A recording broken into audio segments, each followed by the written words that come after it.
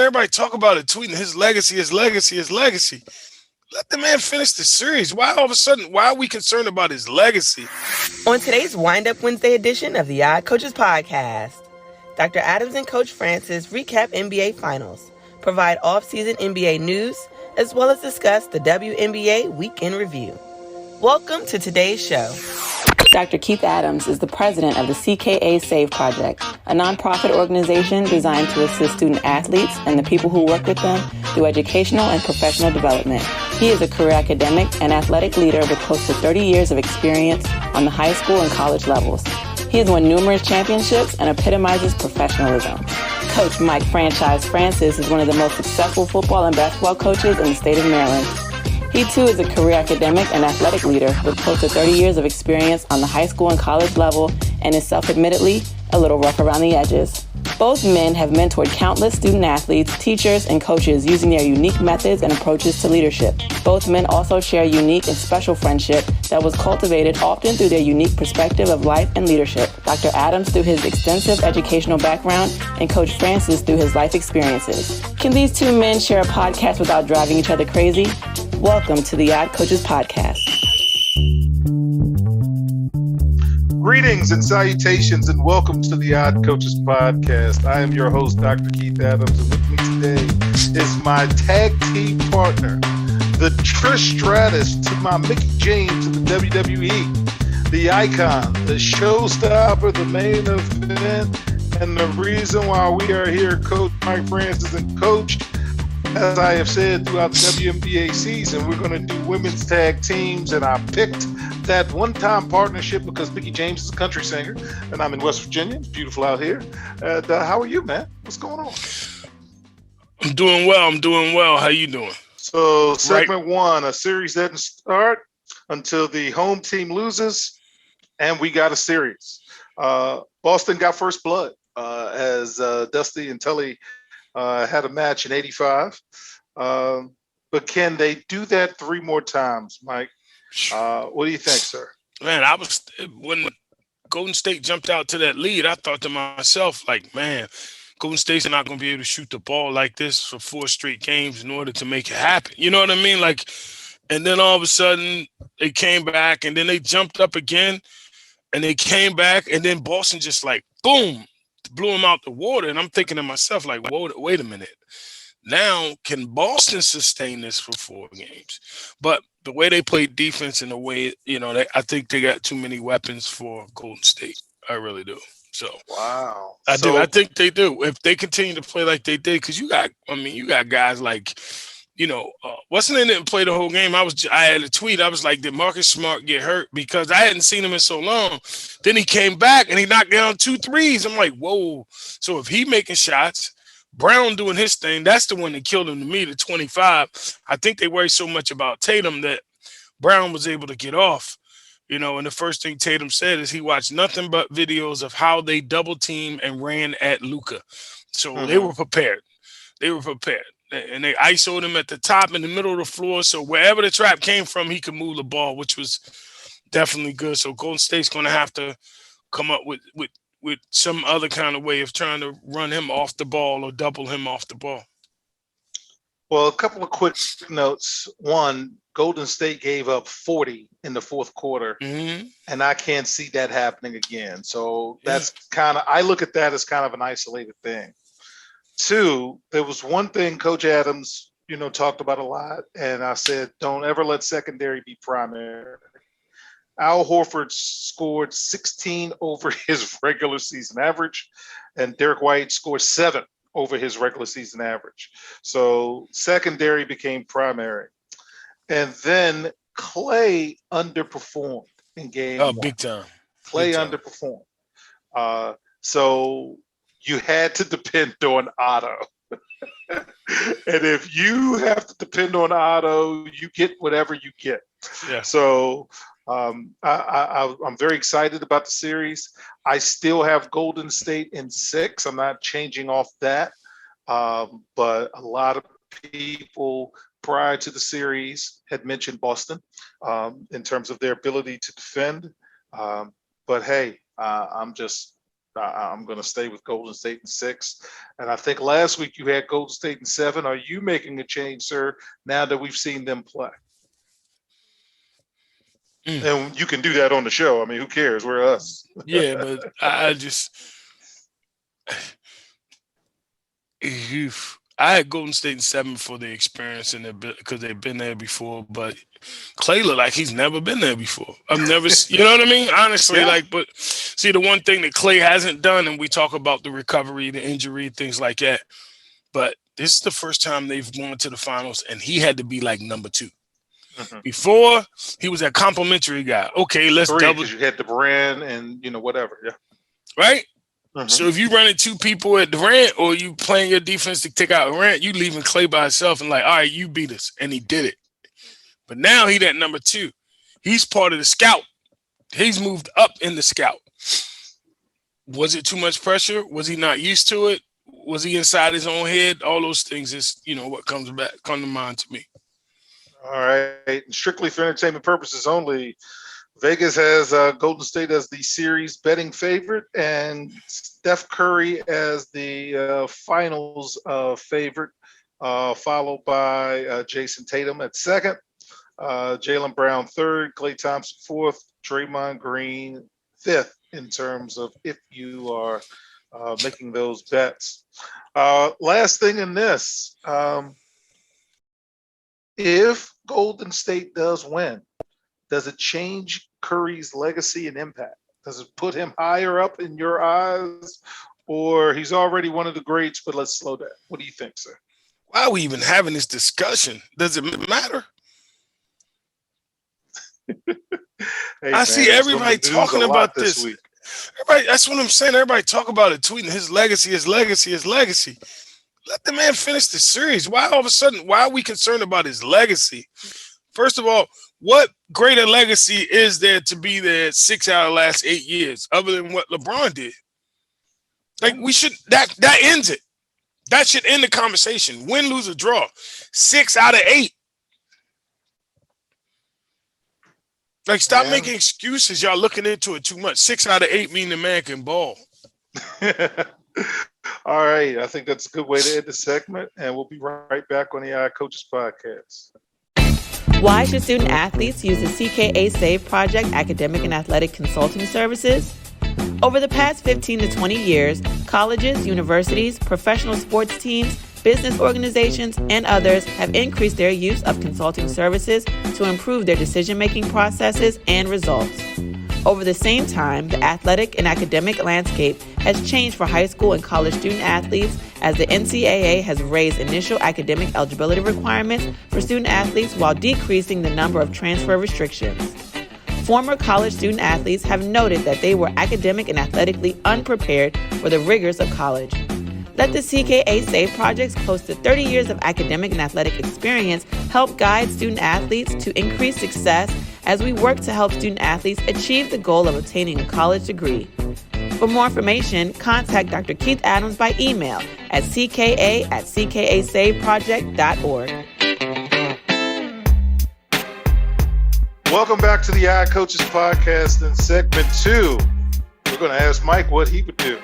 So what you're going to do in this situation, Mike, after weeks of conversation with ownership and management, Utah coach Quinn Snyder may be out.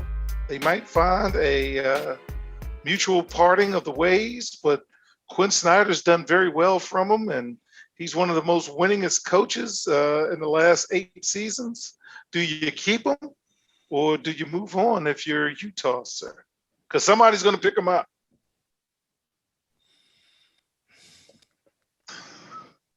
It's Quinn Snyder. It's Utah. Like, hey man, Quinn Snyder. Let me get that record. I think I shared. He's 100 games over. Yeah, and not one ring. Okay, yeah, all right.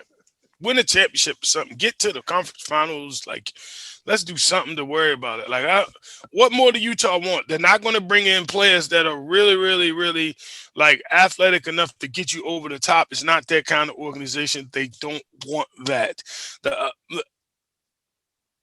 The blackest person they ever had was Karl Malone. So they're not going to bring people in that's going to be, come on, think about it. Slow down. Let's be honest. So So they're not really going to reach that level anyway, no matter who the coach is. If you don't have the talent and you don't have those special players, and they're not going to hire, they're going to not going to pay money to those special players. They're not going to recruit those kind of guys. No offense, but it's just what it is. Most guys go out there when they're on the down end of their career. Um, they definitely don't do with the flashy kind of athletic kind of play. Like it's so Quinn Snyder. I don't care who the coach is. If you don't get players, it's not going to work. I don't care what. Blame me, say whatever you want, but it's just that simple. Like if you don't get the right guys, you ain't gonna win. It's about the Jimmys and Joes. All right, so we're going to hit some quick team notes. Sixers, Joel Embiid is undergoing surgery to repair his right thumb that he sprained. And he also have a left index finger injury. Are you worried about him, or shouldn't affect his return for training camp? But does that cause you pause? Nah, don't call me pause. The man played his ass off. He had to do a lot. He carried that team. Shit, he gonna have a couple injuries here and there, a couple nicks. Ain't like nobody else did nothing. All right, the Miami Heat now. Tyler Hero wants to be a starter. He is the freshly minute sixth man of the year, and hey man, he wants more Next minutes. story, man. Next story. So you don't think Tyler Hero's a starter? I want to be skinny. Shit, talking about you want more minutes, want to be a starter. Earn it. All right. Disappeared. He disappeared in the playoffs. Ain't nobody trying to hear that, man. What you want? He was injured, sir. Show it. Show us. I tell my kids, I'm from Missouri. They said, no, you're not, Coach Francis. I said, I only say that because it's the show me state. Yes, indeed. Don't tell me nothing. So Kyle Lowry, who's 36, has 2 years left on his deal at $58 million. And he's injured a lot. What are we going to do with that, man? Yeah, we got to restructure, or we not. Yeah, we're not giving back money. You know that. Yeah, we got to trade him though. We got to look to trade him. Like, but what difference is that going to make in Miami? This is why I say they're not long-standing and sustainable, sir, because you got Tyler Hero wanting more minutes. You got Duncan Robinson overperforming on his contract. Jimmy's a year older. Who is Duncan Robinson? No, seriously. Duncan Robinson's one of the players, D3 guy. Anyway. All right, okay. All right, and we're going to close this segment. I have not talked to my partner about this, so I don't know how he feels. But the greatest mixtape ever feedback. ESPN just ran a mini documentary. It's not a short and it's not a long. It was an hour, and that's probably a problem as itself. But it focused on AND1's cultural impact. And did you see it, Coach? No, I did not see it. I saw clips. I didn't watch it from the beginning to end.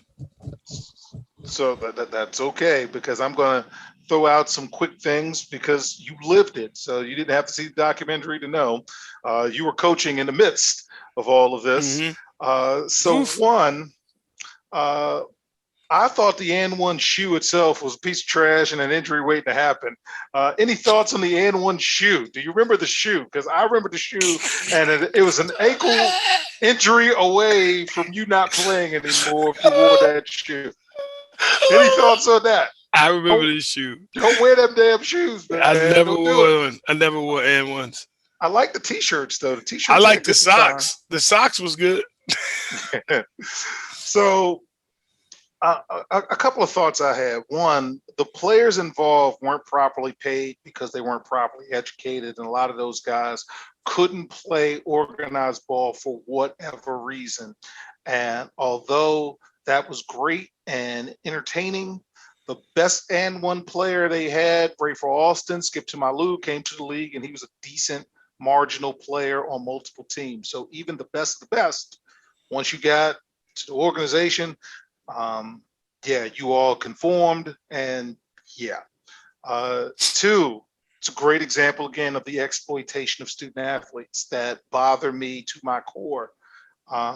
Education or lack thereof. Three, a lot of innovation, a lot of dribbling, a lot of whatever, but at the end of the day, you still have to. It's a team sport. It's not an individual sport, and it just kind of, for me, I applaud the creativity, but what's it setting up to? You cross somebody and you missed the jump shot, but you said, ooh. But the shot wasn't made. So I wasn't, oh man, get off my lawn. I wasn't mad, but I'm like, we got a 5-second count and the referee's to the left. I was. And he's counting. So can you tell me your thoughts on the greatest mixtape ever in terms of just the and one generation of player, which we still have, because a lot of influence, a lot of ball handling, a lot of, a lot of mixing up top, so to speak. Any thoughts, sir? I think the game's going to be the game, but I do think it kind of slowed the game down from progressing a little bit. Like it was a bump in the road, like a speed bump, because you had so many kids so worried about that and wanting to be on the mixtape and going to these events. And it's like, so it made winning not even necessary. Like you can't, like one move and that's a win. That was the win that the kids started looking for. That and then they can talk about it forever. You see when I cut? No, man. Look at the score. But you missed the layup. Scoreboard. Do we have more points than them? That's. And I'm not saying get off my lawn. I'm saying like get off my team. I think that's a good way to stop this segment. We'll be right back on the Yacht Coaches Podcast. Dr. Keith Adams, president of the CKA Save Project's book, Finding the Balance, My Personal Journey to Academic and Athletic Success, is now available for purchase.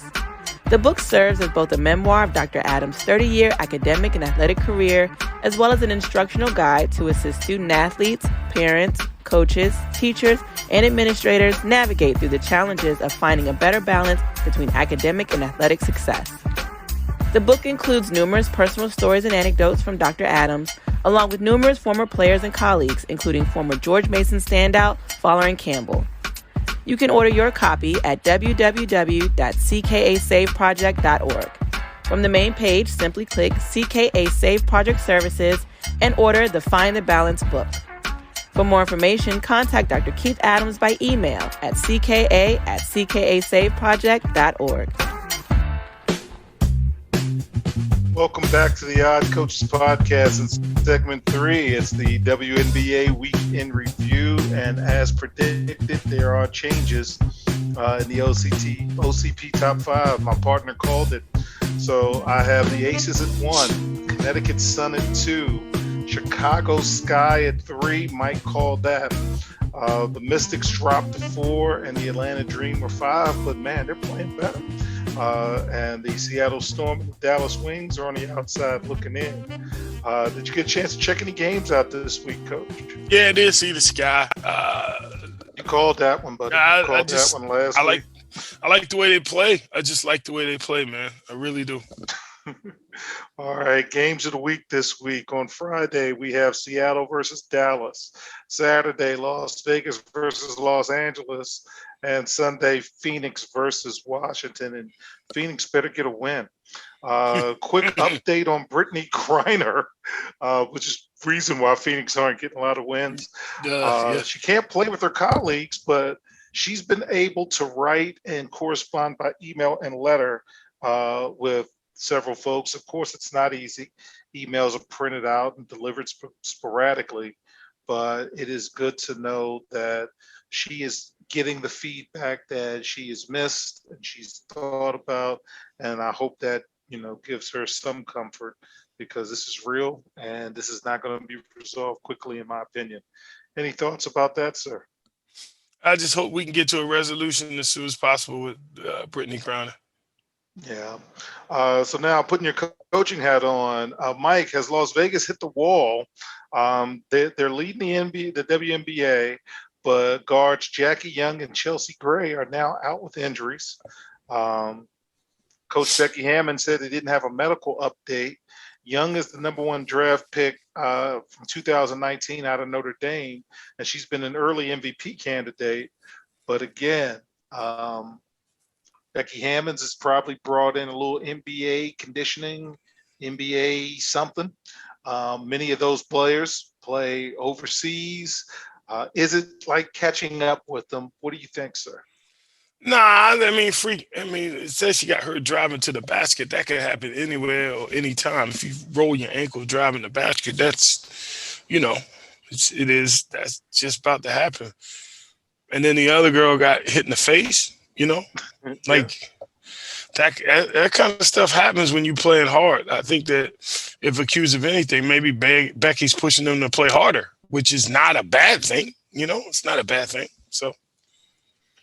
So I wanted to talk a little bit about the Liz Cambridge situation, but due to time and internet instability, we're just going to say there was an issue. It was a questionable issue because she's been accused of making some very hurtful comments. The leagues addressed it. The teams addressed it. FIBA's addressed it. And we're going to keep an eye on the story, but we won't go in too deep with this. But I do want to talk to Mike about the WNBA hardship rule, and I want to introduce that to our fans. The WNBA hardship rule allows teams to sign a short-term, fill-in anytime roster person when your team falls below 10 active players. This season, with COVID and injuries and so forth, you've been able to add different players. There was an example given from ESPN, and Mike's had a chance to just kind of look at her day. Kiana Williams, when she got the call at 10 o'clock, she had to do all types of things just to play 1 to 2 games. And in terms of comparing it with the NBA, when the NBA dealt with COVID, they modified their hardship rule to have a bigger roster of up to 17 players, including two-way contracts. So, Mike, you see how the NBA's handle hardship. You see how the WNBA is handling it. What are your thoughts on that? And you've had a chance to look at the notes. Yeah, good idea. It's going to be issues. I was going to ask about the Brittany Griner situation. Did that limit a roster spot? Not COVID, but like how are we doing that? How are we going through that to add personnel when we lose personnel? Yeah, so that's what the hardship is. So they were able to add a roster spot instead of that roster spot, being gone when the player comes back from COVID. They get to keep that player, all year. Good. It goes to the transition to our final story, which we've talked a little bit about, but now it's kind of more out there. Commissioner Kathy Engelbert told The Atlantic that she's hoping to identify 1 or 2 cities for expansion by the start of the WNBA playoffs in September or by the end of the year at the latest. And those new teams could play as early as the 2024 season. And here is from the WNBA, the official places that they're looking at: Nashville, Oakland, Philadelphia, Portland, San Francisco, and Toronto. So now that we have the list from their end, Mike, which 2 cities are you looking at in terms of WNBA expansion? Philadelphia and Toronto. Philadelphia and Toronto. Yeah. But take that back. Philadelphia and Nashville. Nashville will support it. Nashville's a good town. Tennessee Volunteers women's basketball too. Yeah, so basketball is big in Nashville. So I'd say women's basketball is big. Yeah. Yeah. Oh, big time. Unbelievable. So I would say Tennessee and, with Tennessee and Philadelphia. Of course, Philadelphia is big time too. So those 2 cities, I think, should have a WNBA team. All right. So on behalf of my tag team partner and the internet provider in West Virginia, I am Dr. Keith Adams saying thank you for listening and for watching the iCoaches podcast. And we will see you on the sidelines. Till next time, take care. We hope you enjoyed today's show. The iCoaches podcast drops new episodes every Tuesday through Friday on most weeks. Make sure you subscribe to the iCoaches podcast on Apple Music, iHeartRadio, Podbean, Spotify, and YouTube. Follow the iCoaches podcast on Twitter and Instagram at iCoaches. Follow Dr. Adams on Twitter and Instagram at CKA Save Project. In addition, follow Coach Mike Francis on Twitter and Instagram at Coach Franchise, spelled Coach Franchize. For more information about the CKA Save Project, please visit them on the web at www.ckasaveproject.org. See you next time on the Odd Coaches Podcast.